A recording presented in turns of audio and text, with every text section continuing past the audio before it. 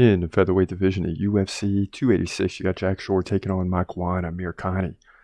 Jack Shore 16-1, Amirkhani 17-8, and Makwan is 2 inches taller than Jack Shore. He also has a 1-inch reach advantage. He fights left-handed. Jack Shore fights right-handed.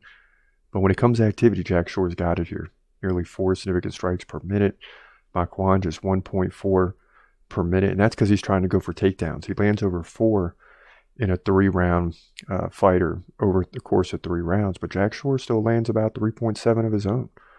So you can see why he's 16-1. He's also got an 80% takedown defense, so he should be able to stop those takedowns. But hold on just a second.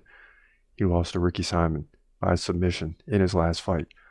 But before that, he beat Timur Valiev. He beat Ludwig Shalinian, Hunter Azur, Aaron Phillips. So he came in to the UFC hot on a 5-fight win streak, but lost to Ricky Simon, so that's concerning. Now Amirkhani lost to Jonathan Pierce, beat Mike Grundy, but before that lost to Lerone Murphy, Camuela Kirk, Edson Barboza, and beat Danny Henry. So he's got some wins against guys that aren't great, and he's got some losses against some really good fighters, which makes it confusing when trying to determine if Amirkhani can win this fight. And that's why I got to go with Jack Shore.